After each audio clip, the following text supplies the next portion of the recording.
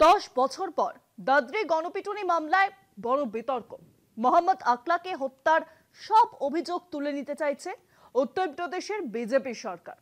পরিবার ও নাগরিক সমাজ বলছে এতে ন্যায় বিচারের পথ আরো কঠিন হচ্ছে। কোর্টে আবেদন জমা পড়েছে, এখনো বিচারকের সিদ্ধান্তের অপেক্ষা। মোহাম্মদ আখলাক হত্যার 10 বছর পর উত্তরপ্রদেশ সরকার দাদরি গণপিটুনি মামলার সব অভিযোগ, এমনকি খুনের অভিযোগও তুলে নিতে চাইছে। ঘটনাটি ঠিক কি?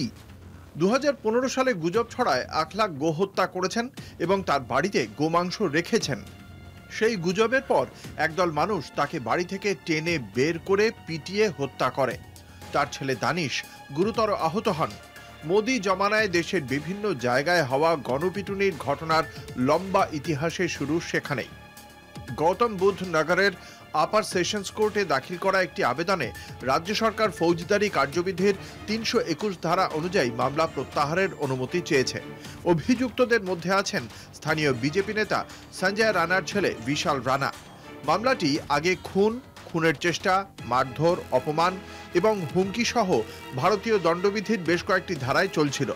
সরকারের নির্দেশে 15 অক্টোবর এই আবেদন করেন সহকারী সরকারি আইনজীবী ভাগ সিং। 26 আগস্টের সরকারি চিঠির নির্দেশ অনুযায়ী তিনি আবেদনটি দাখিল করেন। আবেদনে বলা হয়েছে যে উত্তরপ্রদেশের রাজ্যপাল মামলা প্রত্যাহারের লিখিত অনুমতি দিয়েছেন। সরকার আবার দাবি করেছে যে আখলাকের বাড়ি থেকে যে মাংস উদ্ধার হয়েছিল তা সরকারি ল্যাব গরুর মাংস হিসেবে চিহ্নিত করেছিল। প্রসিকিউশনের জয়েন্ট ডিরেক্টর ব্রিজেশ কুমার মিশ্রাও মামলাটি তুলতে নির্দেশ দিয়েছেন। তবে কোর্টের সম্মতি ছাড়া অভিযোগ সরানো যাবে না। এই ঘটনাটি পুরো দেশে ক্ষোভের আগুন জ্বালিয়েছিল। নট ইন মাই নেম আন্দোলন শুরু হয় আখলাকের মৃত্যুর পর।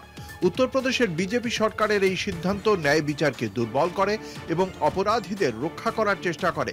বিজেপির ধর্মীয় বিভাজনের নীতি আরও স্পষ্ট হলো এই ঘটনায়। উত্তরপ্রদেশের ডাবল ইঞ্জিন সরকারের এই সিদ্ধান্ত গণপিটুনির মতো অসাংবিধানিক অপরাধকে আরও উৎসাহ দেবে বলেই মত ওয়াকিবহাল মহলের। কলকাতা টিভি।